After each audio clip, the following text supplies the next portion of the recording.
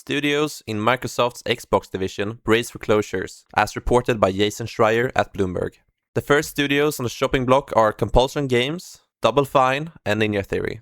I want to discuss this not only because it's a sad story of studios closing down, but I actually have a theory for a potential unexpected savior that could swoop in and buy a couple of these studios for the right price. And it probably isn't who you think it is, and it might not be who you want it to be. So, the studios in question are Compulsion Games, a studio based in England with about 90 employees, who you'll know from games such as We Happy Few and South of Midnight. Double Fine Productions, they have about 100 employees, are based in San Francisco, and you will know them from games such as Keeper and Psychonauts. And Ninja Theory, they are also based in England, and they have about 130 employees, and you will know them mostly from the Hellblade series. So, what is the story here? Basically, in 2017, Xbox launched something that would change the future of the brand forever, Xbox Game Pass. And in order for Xbox Game Pass to work, you can't only have games for one type of audience. You want Game Pass to work for everyone. You want there to be a game for every single type of gamer out there that makes it worth subscribing to Xbox Game Pass. And thus, Xbox did what many others have as well. They went on a spending spree. In 2018, they bought Ninja Theory and Compulsion Games, amongst many other studios. And in 2019, they bought Double Fine. The purchase price was undisclosed for all of these, but due to recent court filings, we know that Ninja Theory was bought for 117 million USD. So, why are they under threat? To start off with, Compulsion Games were bought in 2018, I'm pretty sure after the release of We Happy Few. Since then, they've only released a single game, South of Midnight, last year. That means it took them 7 years with 90 to 100 employees to create one game. A game that reviewed well, but did not exactly meet any great financial success. And one could argue the fact that they are day one on Games Pass is what's holding them back, but nonetheless, it's a lot of money spent, not a lot of money earned. When it comes to Double Fine, they were bought in 2019, and since then they've released 3 games, Psychonauts 2, Keeper, and Killed. Honestly, when it comes to Double Fine, I think it's just a matter of too many employees for 2 small games. I don't think anyone is getting Xbox Game Pass to play Keeper or Killed. Maybe these games would just do better on other platforms or as a premium product exclusively. But nonetheless, they are on the outs. When it comes to Ninja Theory, they were bought in 2018. And since then, they released 4-ish games. One being sort of a VR thing. But they've released Bleeding Edge, Senua's Saga, Hellblade 2, and they've announced Senua for next year, which was announced recently. That begs the question, why did they reveal Senua only to close down the studio a week later?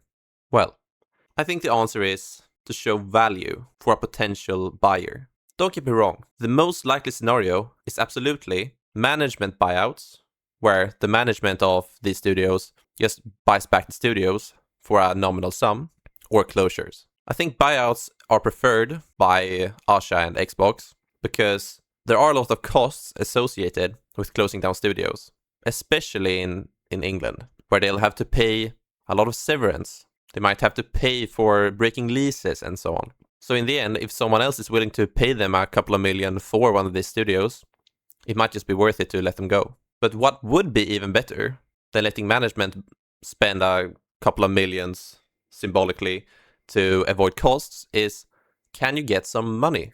Can you get an external party to come and spend some money on one of these studios? It's very unclear. If you think about it, who would want to buy, let's say, Ninja Theory? NetEase? No, I think they're feeling pretty done with Western studios right now.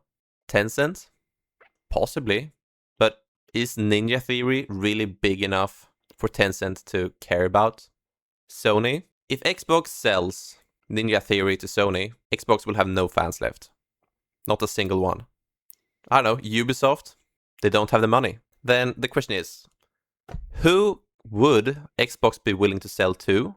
Who is an appropriate size for this type of studio? And who has the cash on hand? The answer to this question is the Embracer Group. I can already hear the whining and the crying about how this would only be worse. But hear me out for a second. Embracer has been on a journey of splitting the company into several different companies, right? And currently, they are working on splitting off a company called Fellowship Entertainment that will contain studios like Gunfire Games, Warhorse Studios, Flying Wild Hog, Eidos Montreal, Crystal Dynamics, 4A Games, Dambuster Studios, and have IPs such as Lord of the Rings and Tomb Raider.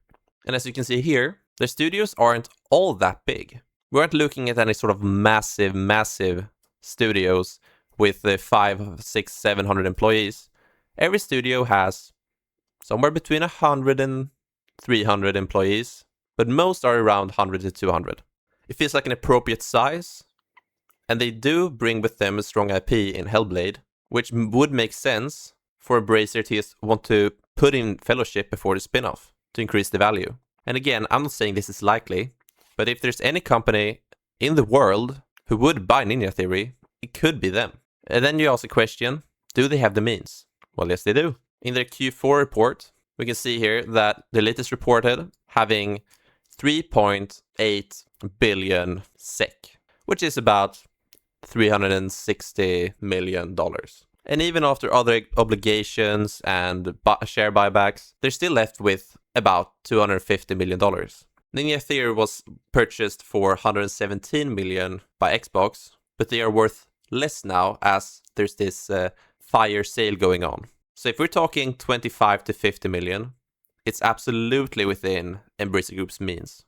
And would this be the best place for Ninja Theory to end up? I don't know. Nobody knows. But it would be better than them closing down. That's at least my opinion. And similarly to Ninja Theory, I think Double Fine would also be interesting to Embracer, but for the remaining Embracer. They're just a huge mishmash of studios that they let run themselves, assuming they aren't losing money, they just leave them be. And Double Fine has shown historically that they are very capable at crowdfunding. So if they were to be purchased and sit under the Embracer umbrella, and just be allowed to keep operating, that is also a possible way for them to go. Let me be clear. This isn't the most expected outcome. It isn't the most likely outcome. The most likely outcome are closures or management buyouts. But if there is going to be an external company to take any sort of interest, who has the means, who Xbox would be willing to sell to, and where the size and IP of these studios actually makes a difference, it's going to be Fellowship Entertainment and Embracer. Now, if Xbox ends up selling all their studios to Sony, I'll have to eat my words. But nonetheless, this isn't based in any rumors or anything like that. This is based on my theory crafting and me thinking what external party could possibly buy these studios. And sadly, I can't imagine anyone wanting to buy Compulsion Games. Not because they make bad games, because they take too long, they don't have a strong enough history or strong enough IPs. But I do wish them all the best, and we'll see how things play out in the coming weeks. Thank you for watching, and I'll see you all next time.